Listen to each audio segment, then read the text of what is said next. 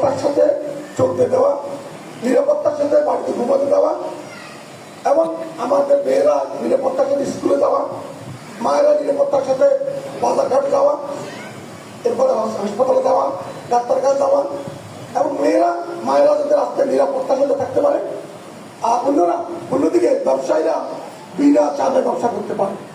এগুলো হলো সুশাসনের মৌলিক কাজ।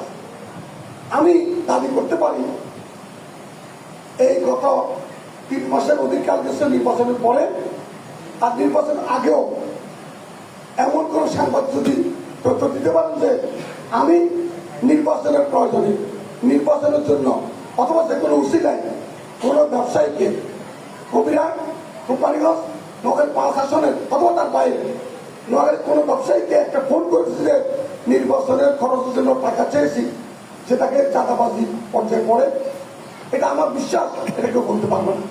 তারপরে যে আপনাদের কাছে তথ্য থাকে স্পষ্ট বলতে পারেন, হোক সেটা আমার বিরুদ্ধে। দ্বিতীয় হচ্ছে, আমি নিজেকে উপস্থাপন করার পরে আমার দলের সর্বোচ্চ নেতৃবৃন্দ গেছেন, উপজেলা, পৌরসভা, অঙ্গ সংগঠনের নেতৃবৃন্দ গেছেন। যদি আপনাদের সুস্পষ্ট করার তথ্য থাকে, যদি এখানে বলতে পারেন বলবেন এই আড্ডার মধ্যে।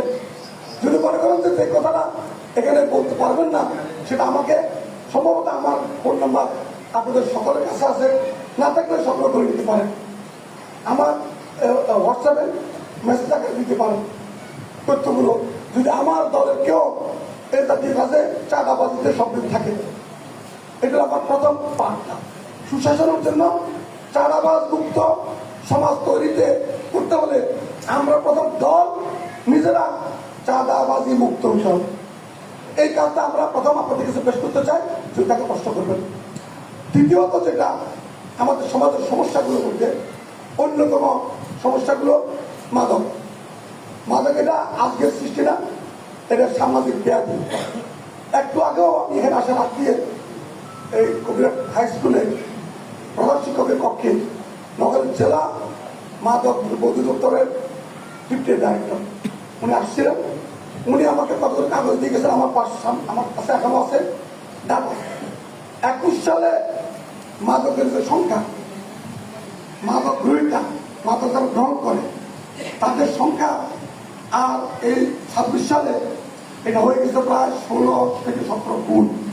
ওনার বক্তব্য হচ্ছে তখন ছিল 5,000 সামথিং, আর এখন হচ্ছে 25 সালের সর্বশেষ তথ্যে 86,000।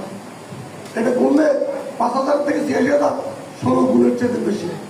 এবং উনি বললেন যে এখানে একটা মাদক নিরাপদ কেন্দ্র, যেটাকে রিহাব বলে, একটু একটা সেন্টার দরকার, যারা ধরলে তাদেরকে কারাগারে না পাঠিয়ে তাদের চিকিৎসা ব্যবস্থা করতে।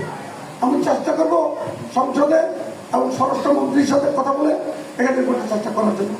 এই মাদক সামাজিক ব্যাধি, এখানে আমরা এককভাবে আমাদের যে পুলিশের বহর আছে একটা উপজেলাতে, এই এলাকাতে যদি 3 লাখ থেকে